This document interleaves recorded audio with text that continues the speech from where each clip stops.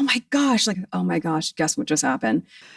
Oh my gosh. Oh my gosh. Oh my gosh, exactly. I did not think the Meghan Markle situation could get any worse. And yet she's back on a new podcast, trying so hard to be authentic. What do I authentically, organically want to share? I go back to the authenticity, right? It's what I love and it's what I want to share. I wanted to do what felt authentic, but also to be authentic. But this time you'll see one thing she repeats, and it's the real reason everything she says feels fake. Again. So let's dive in how Meghan keeps turning people off and how we can avoid it so that people can relate to you and like you more. Just watch this first viral clip and especially Meghan's answer. I wonder if you could rewrite your public narrative from scratch. Is there anything that you would do differently?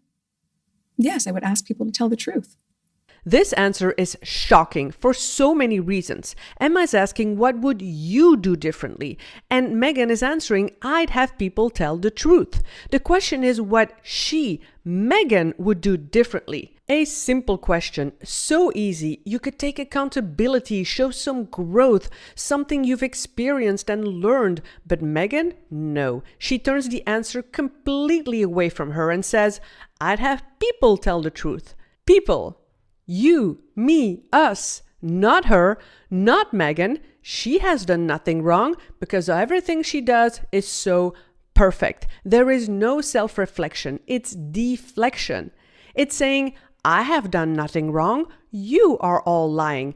I don't need to change anything about myself. I blame you. It's unbelievable how she keeps turning everything away from her because all she loves to talk about is how perfect she is. It is perfectly okay. Perfect synergy. If you would get such a question, what would you do differently? Wouldn't you reflect upon yourself? I know I would think about my past experiences, how I struggled, what I've learned, the insights that I've gained, and share those. And by the way, if you don't know me, I'm Rachel. And if you're new here, could you also hit the like and subscribe? I would love to see you again. And if you have watched some of my videos, you've seen I've analyzed Meghan before. And you've also seen how she loves to talk about me, myself, and Meghan. No wonder people and critics are calling her a narcissist. She is a malignant narcissist who cannot get enough of herself. I think she's a malignant narcissist who is a truly terrible person. I'm not here to judge anyone. I observe, and I'll let you decide what you think when you hear Meghan say words like these. My faith is greater than my fear. I believe in myself. I believe in our potential for success, investing in myself. Things were different with me, of course. Stuart commented, Meghan Markle has absolutely no sense of self-awareness. She's totally devoid of any notion of the concept. And one person replied to that, yes, because she's a narcissist. She thinks that she's the best thing in the world in every way. Meghan Markle is the ultimate narcissist. She likes to talk about herself and she even admits that she's different. What's different than what you're saying is your initial experience. That takes it to a completely different level. Totally different. I think that's a differentiator. When it comes from a place of love and excitement, very, very different. It's very different. Yeah, then when I am at a different end. The way she talks about herself and she likes being different is exactly how she disconnects with people. And this is the real reason why people are turned off by Meghan, why people are not relating to Meghan, because Meghan is telling stories that are not relatable. She makes it all about herself, and her confidence, that's not an issue. I feel confident in what I've been dreaming up for so long. I feel confident in the trust and have incredible confidence. I do not think about failing. Being confident means showing some vulnerability, but Meghan, she doesn't show any of that. Throughout the interview, Emma is talking about struggles, about difficulties, about how hard it is as an entrepreneur, because we're all human. But Meghan, she never struggles. When you think about the failure rate for first-time entrepreneurs, does that ever concern you? Have you even let your mind go there? I do not think about failing. No. You're not scared of failing. Is anything actually a failure, ultimately, no matter what happens? But no, I feel confident in what I've been dreaming up for so long. I feel confident in the partner that I have, and I feel really proud of the team that I have. So that's not an option. It's not an option. I love that No. you say that's not an option. I can't imagine not being a bit scared. Like, I'm always scared when I start something, but it's very different for you. And so I'm surprised that you say that. As I've continued to say to myself, and whatever I'm going through, my faith is greater than my fear. I believe in myself. Meghan never struggles. She never doubts. She never says, I messed up. And that's the habit she keeps repeating.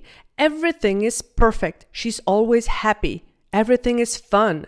I think it can be fun. Yeah. Yeah, I think it's also playful to be able to have fun. There's still a whole life, a real, authentic, fun life that's happening behind the scenes. People don't relate to Meghan because being a human being means we have some struggles. We go through some hard times. We have bad days, don't you? I sure do. Even when Emma is asking about the imposter syndrome, something so many of us experience. I sure have. The imposter syndrome, that quiet fear that we're not good enough, that we're not competent as people might think, that we need to prove ourselves. But Meghan, it's not there. Is there any part of you that feels any sense of imposter syndrome? I don't. I think I have. Cards. I think that I've always had a very entrepreneurial spirit, as we talked about, but equally, I enjoy being in a position of having a strong team around me, being able to help guide that team as a whole. I love learning something new all the time. I don't feel imposter syndrome. I feel like I'm exactly where I'm supposed to be right now. Imposter syndrome is when you're posturing as though you know everything. You don't need to posture as though you know everything. The way that you speak about both imposter syndrome and failure, because these are two things that, again, uniquely are in the kind of language of so many female founders. You want to set the example for what your children are going to think about themselves.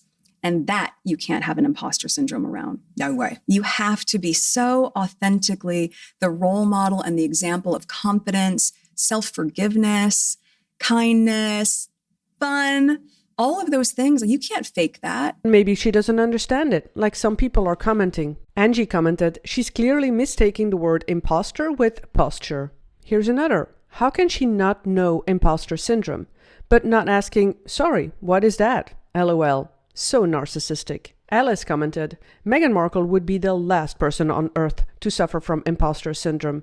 I had a great laugh when she spoke with such authority and at length about something she had no clue about. Hilarious. Meghan never hesitates. She never doubts herself. There is no, oh, me too, I know what you mean. People don't relate to someone who's always perfect. They relate to someone who says, oh yeah, I get it. I struggle too. It happened to me as well.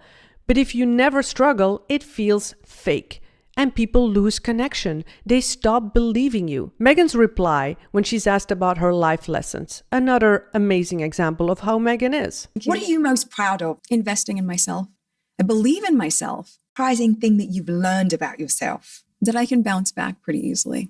And to learn that, as I was saying earlier, it's a dance. Okay, well, let's take a minute, get our footing and dance over here. Yeah. Let's twirl over there. So I think being able to find the playfulness and joy in it, even though the stakes are high. Yes. Just really try to have fun in all of it. It's all magic, fun, easy, perfect. All of Meghan's buzzwords.